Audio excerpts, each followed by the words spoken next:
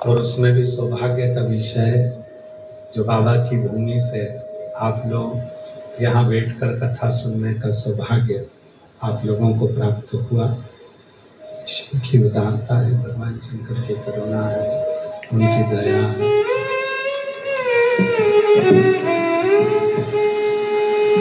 कल से और खराब हो गया। शिव की करुणा से, कृपा से, दया से, उनकी उदारता से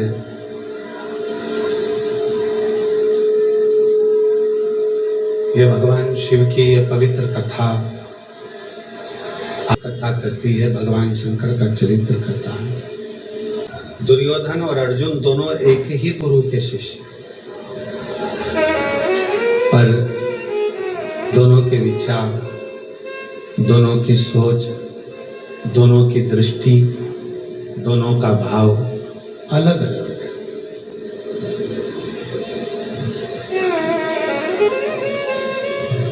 दोनों की सोच अलग है, दोनों के भाव अलग है, दोनों की दृष्टि अलग है, दोनों के विचार।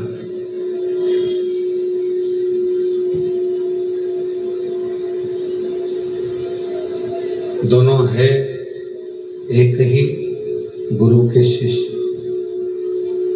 पर शिव पुराण कहती है दुर्योधन कभी शिव की आराधना नहीं करता।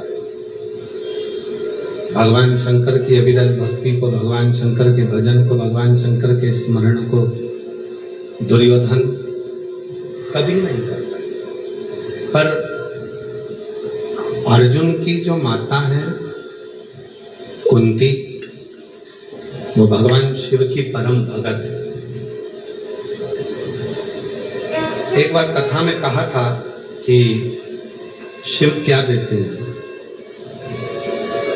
राम और कृष्ण क्या देते हैं। तो कथा में वर्णन किया था कि भगवान शंकर भगवान श्री राम जी और भगवान कृष्ण की भक्ति देते।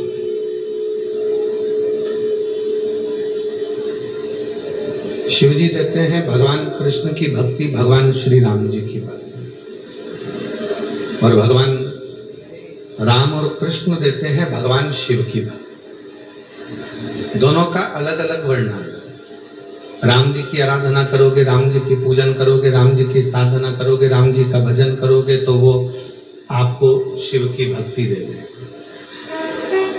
भगवान कृष्ण का भजन करोगे, भगवान कृष्ण की साधना करोगे, भगवान कृष्ण के मंत्र का उच्चारण करोगे तो वो शिव की भक्ति दे दे।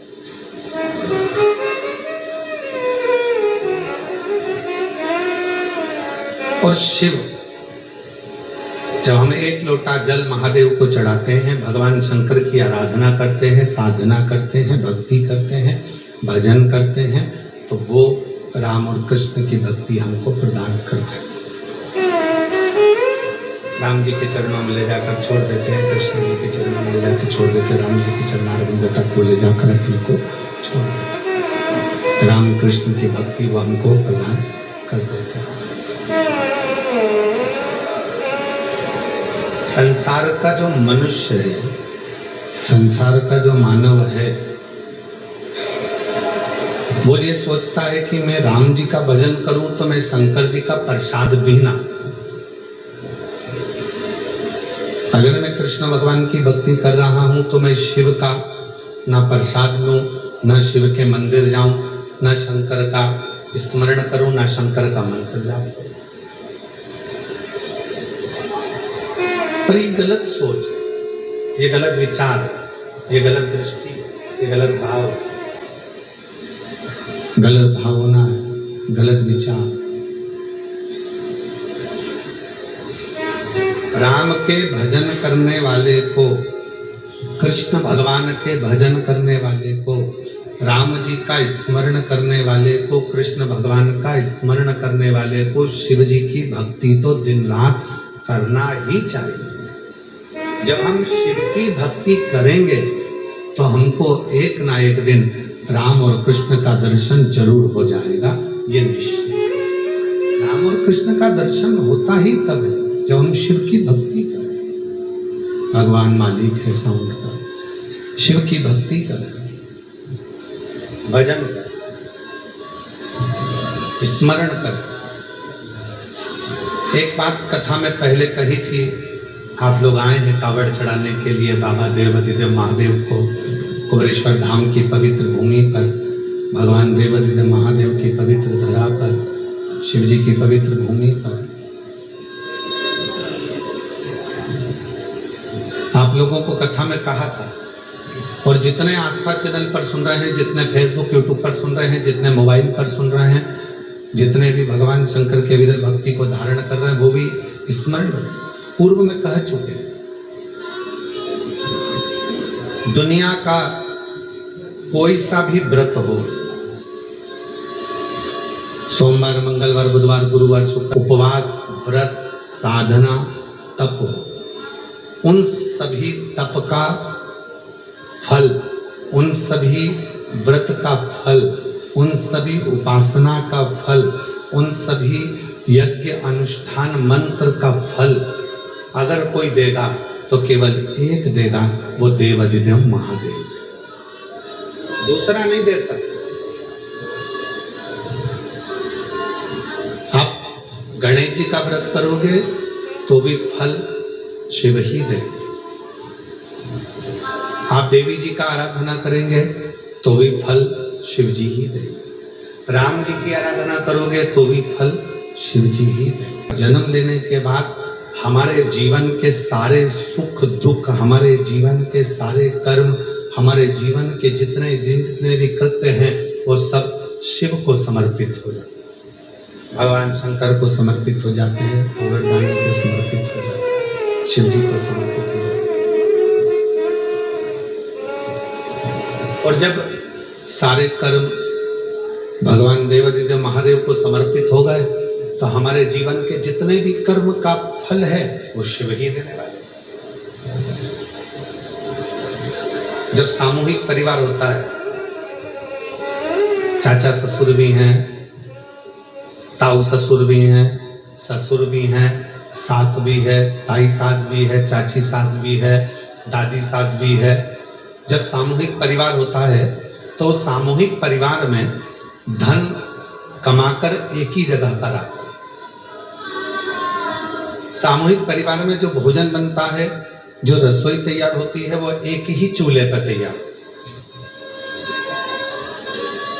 हाँ, इतना जरूर होता है कि जेठ जी को अगर भिंडी की सब्जी पसंद है तो वो भी बनती है, गिलकी अगर पसंद है देवर को तो वो भी बनती है, तुरैया की सब्जी पसंद है तो वो भी बनती है।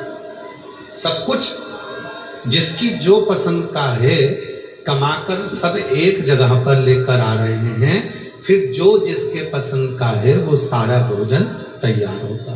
सारा सब तरह का भोजन तैयार हो गया, सारा भोजन तैयार हो। और अकेले रह रहे हो तो वही एक दाल बन जाएगी, सब्जी बन जाएगी, रोटी बन गया, चावल बन गया, अचार मिल गया, थोड़ा नमक मिर्ची जो भी लगता है वो तुमको प्राप्त हो जाए। पर सामूहिक में रह रहे हो तो सामूहिक में रहने पर आपको भिंडी की भी सब्जी मिल रही है, क्योंकि एक चाचा ससुर को ये पसंद है, एक को गिलकी की सब्जी पसंद है, एक को तुरई की सब्जी पसंद है, तो सारी तरह की सब्जी आपकी थाली में आ गई। सामूहिक, अकेले में तो बस एक दाल और सब्जी, पर सामूहिकता है तो वो सब कुछ सब कुछ प्राप्त हो। उसी तरह बनेगा एक जगह, मिलेगा एक जगह, प्राप्त एक जगह होगी, सब कुछ एक जगह मिलेगा, हर चीज एक जगह पर मिल जाएगी, पर बनेगा सब। उसी तरह हमने राम कहा, हमने कृष्ण कहा, हमने शिव कहा, हमने दुर्गा कहा, हमने कुल देवी की भी आराधना करी, हमने अपने पितरों की भी आराधना करी, हमने सबकी साधना करी, तो भी फल एक ही जगह से प्राप्त होगा, और वो शिव का दरवाजा है, देवाधिदेव महादेव का द्वार है, जहां से हमें फल की प्राप्ति हो जाती है। और मैंने तेरे ही भरोसे बाबा, तेरे ही भरोसे हवा बीच उड़ती जवानी बाबा डोर तो छठी नाम कटी जावागी भोले मैं तेरी कदम शंभू नाम कटी जावागी। तो एक साधन एक बार हुआ वासुकीनाग और शेषनाग। शेषनाग भगवान नारायण जिस पर विश्राम करते, वासुकीनाग जो भगवान शिव जी के गले में विराज दोनों, और दोनों ही सर्प बड़े प्रबल हैं। एक भगवान विष्णु जी के पास में है और एक भगवान शंकर जी के पास में। दोनों सर्प बड़े प्रबल, दोनों में विवाद हुआ, दोनों में झगड़ा हुआ। और दोनों में झगड़ा हुआ तो वासुकी नाग ने कहा शेषनाग से, आज अपन दोनों भाई एक जगह पर बैठे हैं, चलो थोड़ी देर शिव चर्चा करते हैं। अब जो शंकर का भक्त है वो शंकर की चर्चा करने बैठा। तो शेषनाग कहता है कि मैं शिव की चर्चा क्यों करूं, मैं नारायण की चर्चा करूं। मैं शिव की चर्चा नहीं करूंगा, मैं नारायण की चर्चा करूंगा। अब शेषनाग जी नारायण की चर्चा करने में लगे, वासुकी नाग शिव जी की चर्चा करने में लगे। वासुकी नाग जो बोले वो शेषनाग नहीं सुने, और शेषनाग जो बोले वो वासुकी नाग नहीं सुने।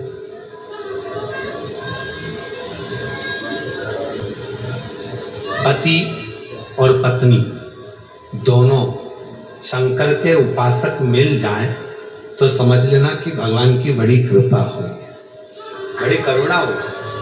पति भी शंकर जी को लोटा भर के जल चढ़ाने वाला मिल जाए, धर्म पत्नी भी एक लोटा जल चढ़ाने वाली मिल जाए, पति भी शिव नाम जपने वाला मिल जाए और धर्म पत्नी भी शिव नाम जपने वाली मिल जाए, तो समझ लेना कि शिव जी की बड़ी कृपा हुई है, शंकर जी की बड़ी करुणा हुई है, शिव जी की बड़ी दया हुई।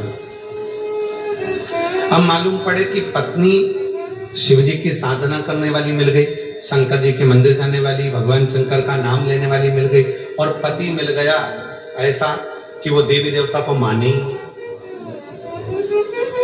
वो ना राम जी को माने, ना कृष्ण जी को माने, ना शिव जी को माने, ना किसी देवता को माने, वो मानने को तैयार। फिर क्या करोगे? अब तुम कर रही हो कि चलो मेरे साथ पूजन में बैठ जा।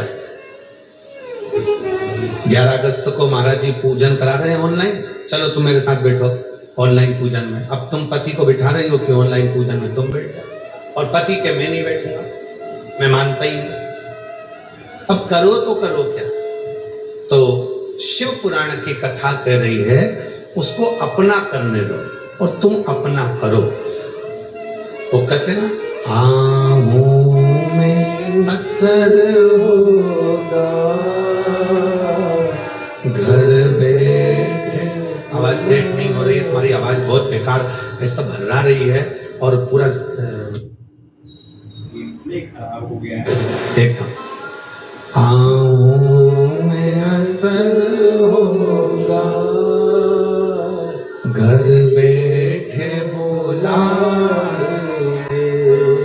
तुम रूठे रहो, हम तुम्हें मना लेंगे, तुम रूठे रहो, हम तुम्हें मना लेंगे। आँखों में असर होगा, घर बैठे बुला लेंगे। अब शिव पुराण की कथा कहती है तुम अपना कर्म करो, उसको अपना कर्म करने दो। और जब तुम अपना कर्म करने लगोगे, तुम भजन करने लगोगे, शिव की आराधना साधना करने लगोगे, भगवान शंकर की अविरल भक्ति में तुम डूबने लगोगे, अगर तुम्हारी भक्ति श्रेष्ठ है, तुम्हारा भजन प्रबल है, तो निश्चित है एक दिन पति भी भले किसी को नहीं मानता, एक दिन शिव की साधना करेगा। अब तुम्हारी भक्ति में बल होना चाहिए। हमें स्मरण आ रहा है,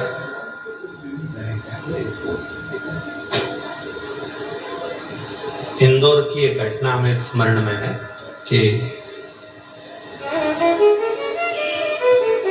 एक बार एक महिला ने, एक बार एक स्त्री ने, एक माता ने आकर कहा, गुरुजी, केवल एक सावित्री ही ऐसी थी जो सत्यवान के प्राण वापस लेकर आई।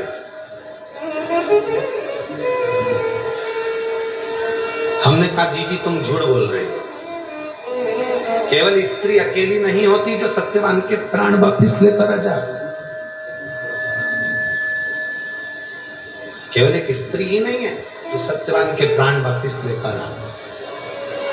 अगर दोनों में प्रेम है, स्नेह है, समर्पण है और भगवान शिव की दोनों अविरल भक्ति को धारण करते हैं, तो ये निश्चित है भगवान की कृपा होगी तो एक दिन सत्यवान भी सावित्री के प्राण वापस ला सकता है।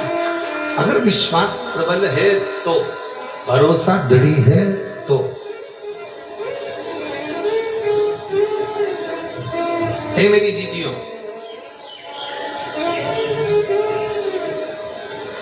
कितना सुंदर लिखा है शिव महापुराण की उमा संहिता कहती है कि धर्म पत्नी जो दान करती है, जो पुण्य करती है, जो सत्कर्म करती है, जो व्रत करती है, जो उपवास करती है, जो साधना करती है, तो पति के खाते में भी जाता है, ससुराल के खाते में भी जाता है और मायके के खाते में भी जाता है, दोनों जगह जाता है।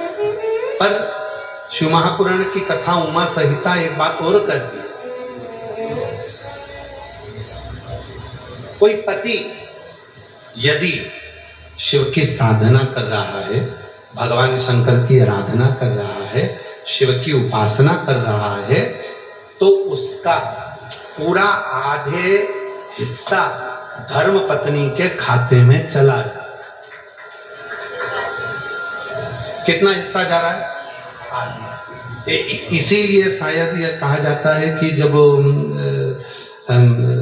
कहते हैं रिटायरमेंट हो गया, रिटायरमेंट होने के बाद भी आधा मिलता ही रहता है, और कई लोग ऐसे भी हैं कि कोई चला गया तो उसका भी हक उस पत्नी को मिलता ही रहता है। तो ये कहाँ से लिया? तो कोई कहेगा ये शिव महापुराण की उमा संहिता से लिया, कि पत्नी जो भजन कर रही है, पत्नी जो व्रत कर रही है, पत्नी जो उपवास कर रही है, पत्नी जो पुण्य कमा रही है, तो पत्नी का पुण्य तो मायके ससुराल सबको मिला, पर जो पति एक बार भी अगर भगवान का भजन कर रहा है, पति एक बार भी श्री शिवाय नमस्तुभ्यम कर रहा है, पति एक बार भी अगर शंकर के मंदिर में जा रहा है, पति एक बार भी शिव नाम में अगर डूबा हुआ है, तो उसका 50% तो धर्म पत्नी के खाते में चला ही जाता। और पत्नी का बेटे के खाते में गया, पत्नी का पुण्य पुत्री के खाते में गया, पत्नी का पुण्य ससुराल में गया, पत्नी का पुण्य ससुर मायके में गया, उसके भतीजा भतीजी जो कहते ना बुआ जी बुआ जी बुआ जी, तो भतीजे को भी मिला, पुण्य मिला। अब पर पति का जो पुण्य है वो पुत्र को नहीं, पति का जो पुण्य है वो पुत्री को नहीं, पति का जो पुण्य है वो कहीं नहीं, पति का पुण्य अगर मिलेगा तो उसकी धर्म पत्नी को आधा अवश्य प्राप्त होगा, जिससे वो अपने जीवन की सार्थकता को सिद्ध कर सके।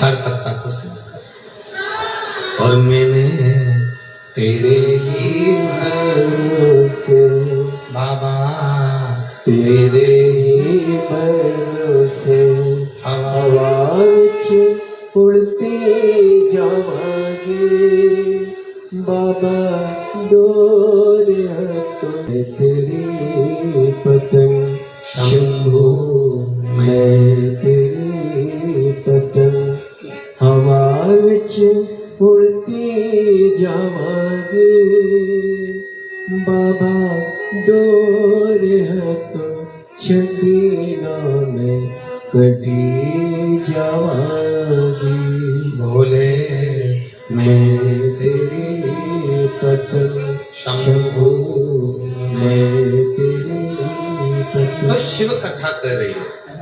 वासुकी नाग और शेषनाग दोनों में विवाद छिड़ गया। वासुकी नाग और शेषनाग में दोनों में विवाद छिड़ गया। वासुकी नाग कुछ कर रहे हैं तो शेषनाग को ठीक नहीं लगा, और शेषनाग कुछ कर रहे हैं तो वासुकी नाग स्वीकार नहीं। दोनों में विवाद, दोनों में झगड़ा, दोनों लड़ रहे हैं। भगवान से प्रार्थना करना कि पति और पत्नी की जब जोड़ी बने तो ऐसी बने कि दोनों ही शिव के चरणों को समर्पित हो। समर्पित। कई माताएं कहती है गुरुजी मेरे पति कावड़ भरने के लिए नहीं आए, मैं आ गई। तो मैंने कहा ऐसा मत बोलो कि वो कावड़ भरने नहीं आए, भले वो नहीं आए पर उनकी आज्ञा से तो तुम आए, और आज्ञा मिली है मतलब वो स्वयं भी तुम्हारे साथ तुम्हारी कावड़ यात्रा में कदम से कदम मिलाकर चल रहे हैं। केवल तुम अकेले नहीं हो। कोई ये कह दे कि केवल मैं कावड़ भरने आई हूं, मेरा पति नहीं आया, मैंने तो खूब कहा था उनसे, वो आए नहीं, मैंने तो खूब निवेदन करा था, उनसे तो उनकी दुकान ही नहीं छूटती, उनसे तो उनका काम ही नहीं छूटता, उनसे तो उनका व्यापार ही नहीं छूटता, उनसे तो घर ही नहीं छूटता। मत छूटने दो ना, उन्होंने तुम्हें तो मना नहीं कराना, तुमसे तो कह दिया टिकट करा दे रहा हूं। टिकट कराने तुम थोड़ी ना गई थी, टिकट पति ने कराया, बेटों ने कराया, परिवार वालों ने कराया। अब जब सबने मिलकर टिकट करवाया, तुम्हारी सहेली के साथ, तुम्हारी बेस्ट फ्रेंड के साथ तुम अगर कावड़ भरने के लिए आए हो तो तुम अकेले नहीं आए हो। ये मत कहो कि वो नहीं आए और वो फुर्सत नहीं है, उनको ये नहीं है। नहीं नहीं नहीं, उनकी आज्ञा थी, उनका मन था कि तू चली जा, मैं नहीं जा पा रहा, फिर भी वो तुम यहाँ हो। अब कई लोग कहते हैं कि हम अकेले कावड़ भर रहे हैं, काय के अकेले कावड़ भर रहे हैं? तुम यहाँ पर हो, वो दुकान पर बैठा है तो भी उसका दिल तुम्हारी कावड़ में ही लगा होगा, उसका मन तुम्हारी कावड़ में लगा। एक प्रसंग याद आ रहा है।